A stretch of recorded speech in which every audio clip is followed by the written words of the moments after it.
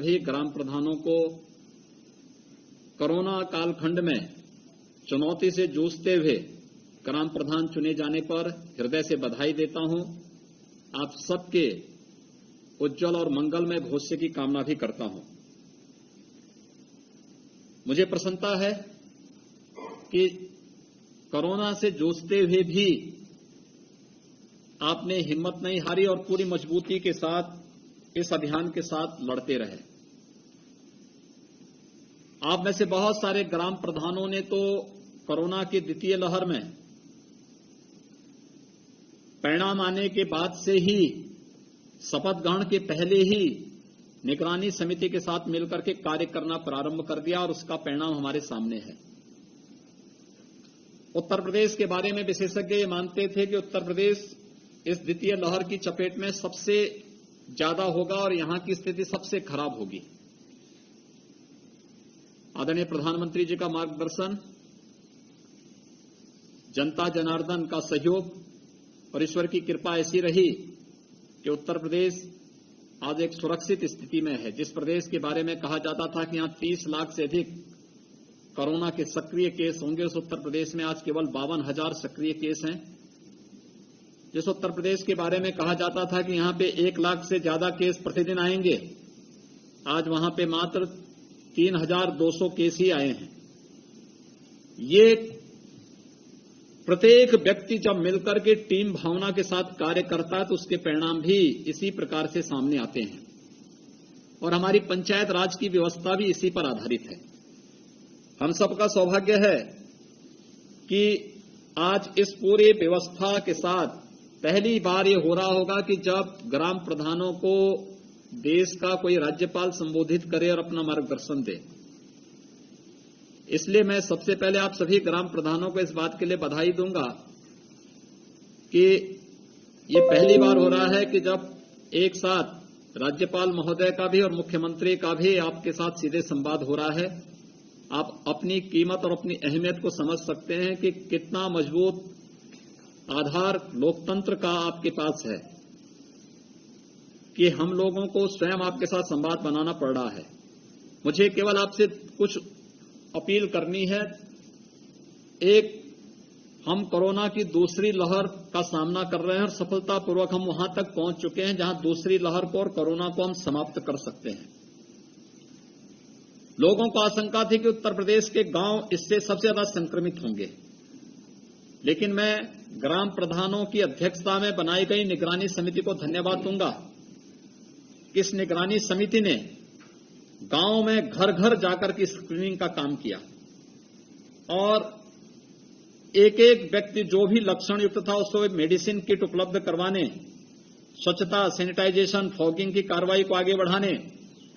मैं तो सहारनपुर में गया था। सहारनपुर के एक गांव में जब मैं गया तो मैंने देखा कि गांव में एक व्यक्ति कोरोना संक्रमित था, उसके पास होम आइसोलेशन की व्यवस्था नहीं थी। तब तक ग्राम प्रधानों का शपथ भी नहीं हुआ था, लेकिन गांव की प्रधान ने गांव के पंचायत भवन में कोरोना संक्रमित को रख करके अपने घर से भोजन लेके आती थी। भोजन निगरानी समिति के माध्यम से उसको भोजन करवाती थी। गांव की साफ सफाई का ध्यान तब भी रख रही थी। ये बड़ी बात थी कि शपथ ग्रहण के पहले ही निगरानी समिति के अध्यक्ष तब तक प्रधान नामित नहीं हुए थे, लेकिन कार्य उन्होंने प्रारंभ कर दिया था। आज उसी का परिणाम है कि इतनी बड़ी संख्या में हम लोग, जिस उत्तर प्रदेश के बारे में आशंका व्यक्त की जा रही थी कि उत्तर प्रदेश की स्थिति सर्वाधिक खराब होगी, और उत्तर प्रदेश आज सबसे सुरक्षित स्थिति में, सबसे अच्छी रिकवरी दर हमारी है, सबसे अच्छी स्थिति में हम उत्तर प्रदेश को लेकर के चले जाने में सफल हुए हैं। मेरी आप सबसे अपील है कि कोरोना के बारे में जो आदरणीय प्रधानमंत्री जी ने कुछ बात कही, यह एक कोरोना जो वायरस है यह बहुरूपिया भी है और बड़ा धूर्त भी है। हमें इसके बारे में सचमुच सतर्क रहना पड़ेगा, लापरवाह नहीं होना होगा। इसलिए आपकी बड़ी जिम्मेदारी बनती है। जिम्मेदारी ये बनती है, देखिए अभी आप में से 58,000 ग्राम पंचायत आज संवाद बना रहे हैं, लेकिन बहुत सारी ग्राम पंचायतों का भी गठन आप लोग नहीं कर पाए हैं। जो सदस्यों का चयन होना है, इसका प्रक्रिया को तेजी के साथ आगे बढ़ा करके अगले 12-15 दिन के अंदर काम आप प्रारंभ करिए निगरानी समिति के साथ, लेकिन इस पूरी प्रक्रिया को आगे बढ़ा देंगे तो अब आगे हमें व्यक्ति के जीवन को ही बचाना है और उसकी जीविका को भी, रोजगार सृजन की संभावनाओं को भी आगे बढ़ना पड़ेगा। मेरी आप सबसे अपील है कि निगरानी समिति के अध्यक्ष के रूप में हमें गांव में हर दूसरे तीसरे दिन स्क्रीनिंग का कार्य, एक एक घर में जाकर के सर्वे करना, पूछना, किसी को, एक तो निगरानी समिति को हम लोगों ने इंफ्रारेड थर्मामीटर और पल्स ऑक्सीमीटर दिया था और सैनिटाइजर दिया था। निगरानी समिति के प्रत्येक सदस्य के पास मास्क भी होना चाहिए, ग्लव्स भी होना चाहिए। गांव में जरूरतमंदों को अगर हम लोग महिला स्वयंसेवी समूह के माध्यम से मास्क उपलब्ध करवाने में भी योगदान दे सकें, आप प्रशासन से ही मांग सकते हैं, ग्राम पंचायत की तरफ से भी आप इसको उपयोग कर सकते हैं। तो हर व्यक्ति को ये आदत डालना पड़ेगा कि मास्क जरूर लगाएं, क्योंकि मैंने पिछले 25-26 दिनों में बहुत सारे गांवों का भ्रमण किया। मैंने देखा है कि अभी भी एक तबका है जो मास्क नहीं लगा रहा है। ये लापरवाही है और इसलिए मास्क जरूर लगाने की स्थिति। दूसरा, भीड़ भाड़ कहीं ना होने दें। तीसरा, एक एक व्यक्ति की स्क्रीनिंग करना, बच्चे हों, बुजुर्ग हों, महिलाएं हों, पुरुष हों, युवा हों, बालक हो, बालिका हो, प्रत्येक की जांच करना। किसी को सर्दी है, जुकाम है, खांसी है, बुखार है, उन सबको मेडिसिन किट उपलब्ध करवा देना। मेडिसिन किट उपलब्ध कराने के बाद अगले 24 घंटे के अंदर आरआरटी की टीम को वहां बुला करके उनका एंटीजन टेस्ट करवा देना। उसमें भी अगर कोई संदिग्ध लग रहा है कि नहीं इसमें लक्षण तो हैं लेकिन एंटीजन टेस्ट में उस व्यक्ति का पॉजिटिव नहीं आया है, तो उन लोगों को फिर से टीम बुलवा करके आरटी-पीसीआर का सैंपल भिजवा देना। लेकिन तब तक हमें देखना होगा कि वह व्यक्ति इधर उधर घूमे ना, घर में आइसोलेट रहे या पंचायत भवन में सुरक्षित ढंग से उसके रहने खाने की व्यवस्था आप कर लेंगे। एक तो ये कार्य वहां पर करना। दूसरा, बाहर से कोई भी व्यक्ति गांव में आता है उस पर निगाह रखना। उस व्यक्ति के लिए पहले गांव के बाहर ही पंचायत भवन में या विद्यालय में रहने की व्यवस्था, खाने की व्यवस्था करना, उसकी प्रॉपर जांच करवा लेना। और जांच कराने के बाद आप इस बात को संतुष्ट हो जाएं कि इस व्यक्ति में कोरोना के कोई लक्षण नहीं, तो व्यक्ति गांव में जा सकता है। अन्यथा आपको गांव में पूरी सतर्कता बरतनी पड़ेगी। अब एक प्रतिस्पर्धा होनी चाहिए, कंपटीशन होना चाहिए कि मेरा गांव कोरोना मुक्त गांव। हमने सर्वे कराया था, केवल 32% गांवों में ही कोरोना के संक्रमण पाए गए थे। तब भी हमारे 68% गांव ऐसे थे जिनमें कोरोना का कोई संक्रमण नहीं था। यानी गांव के लोगों ने अपने पुरुषार्थ से, अपने परिश्रम से अपने गांव को सुरक्षित रखा। लेकिन हमें अभी भी लापरवाही नहीं बरतनी है। तो सबसे पहले कोरोना से बचाओ। दूसरा, बरसात आने वाला है और बरसात जब आती है तो बरसात अपने साथ बहुत बार बीमारी भी लेके आती है। देखिए, इसी में मस्तिष्क ज्वर और दिमागी बुखार भी आता है, मलेरिया भी आता है, डेंगू भी आता है, कालाजार भी आता है, चिकनगुनिया भी आता है, तमाम अन्य प्रकार की बीमारियां भी आती हैं, जल जनित बीमारियां भी आती हैं और विषाणु जनित बीमारियां भी आती हैं। इन सभी बीमारियों से बचाव के लिए भी हमें अभी से प्रयास करना होगा। और ये प्रयास, स्वास्थ्य विभाग का नंबर बाद में आता है, ग्राम पंचायत का नंबर पहले आता बचाव में। क्योंकि साफ सफाई आपने प्रतिदिन तय कर लिया कि भाई मुझे अपने गांव को साफ रखना है, कोई गंदगी नहीं होगी, गांव का पानी नालियों से बहे लेकिन गांव की नालियां साफ सुथरी हों, सुबह साफ सफाई, दोपहर में सैनिटाइजेशन और शाम को फॉगिंग। अगर सप्ताह में ये 3 बार या 2 बार भी हो जाए तो गांव आपका दर्शनीय हो जाएगा, लोग वहां देखने के लिए आएंगे। तो साफ सफाई पर हमें विशेष ध्यान देना पड़ेगा, अपने गांव में सैनिटाइजेशन पर ध्यान देना पड़ेगा। ये कार्य हमें गांव में करना पड़ेगा। अगर इन कार्यों को आप कर देंगे तो मलेरिया आपके गांव का कुछ नहीं बिगाड़ पाएगा, मस्तिष्क ज्वर कुछ नहीं बिगाड़ पाएगा, डेंगू कुछ नहीं कर पाएगा, और अन्य तमाम प्रकार की जो जल जनित बीमारी या विषाणु जनित बीमारी है या डायरिया है, हैजा है, ये कुछ नहीं बिगाड़ पाएगा। हमें केवल ध्यान देना पड़ेगा।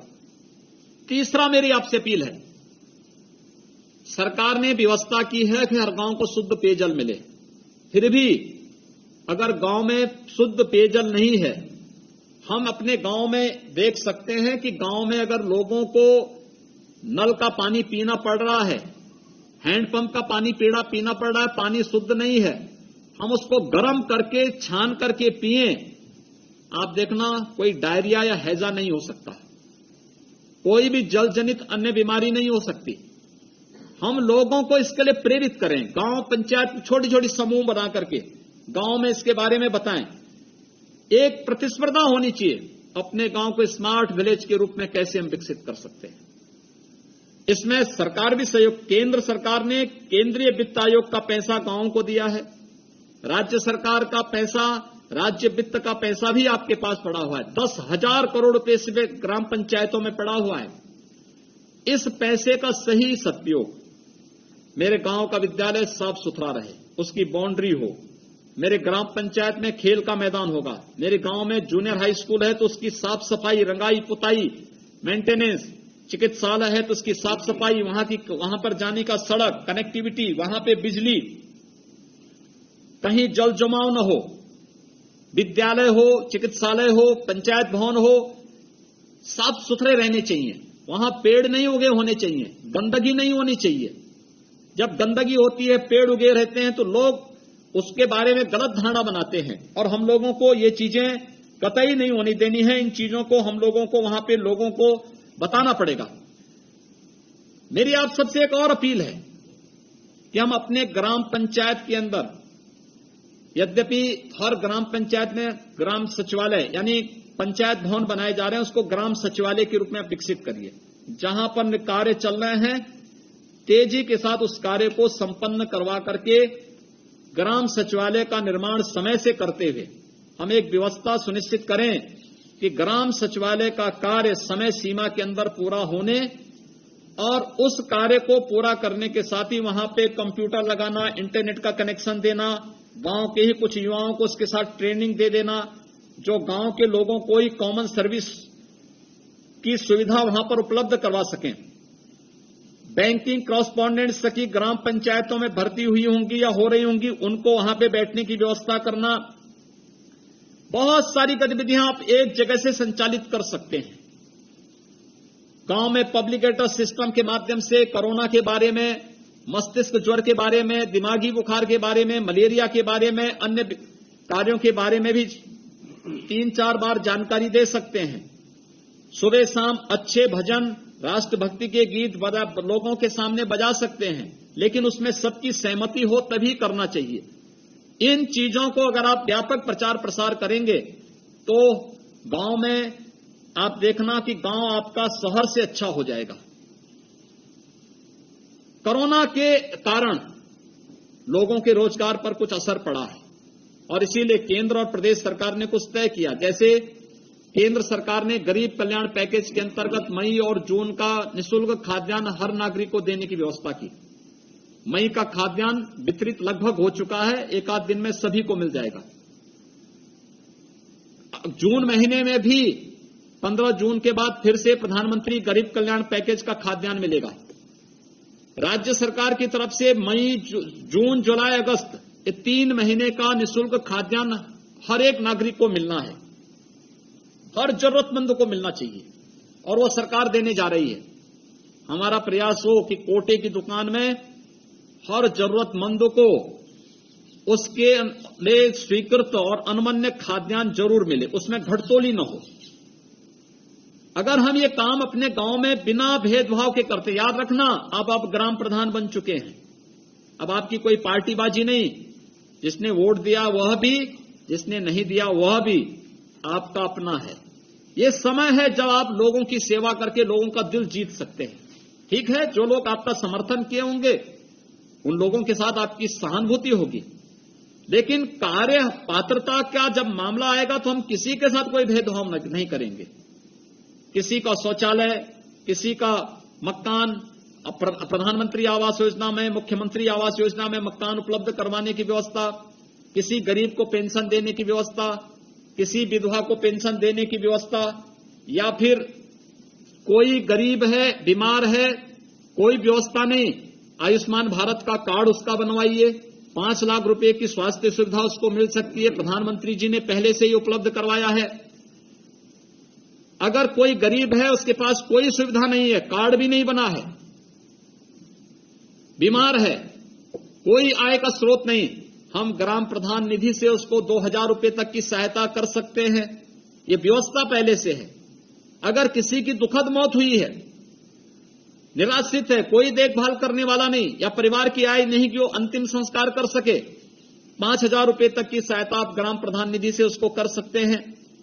ये इतने अधिकार आप लोगों के पास हैं, अपने इस अधिकार का हमें सदुपयोग करना चाहिए, लेकिन पात्रता का ध्यान रखते हुए।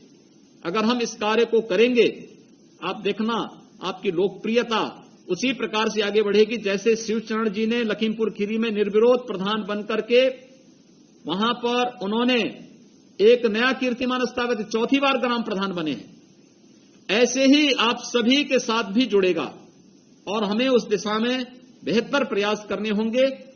कोरोना कालखंड में सावधानी और सतर्कता बहुत आवश्यक है।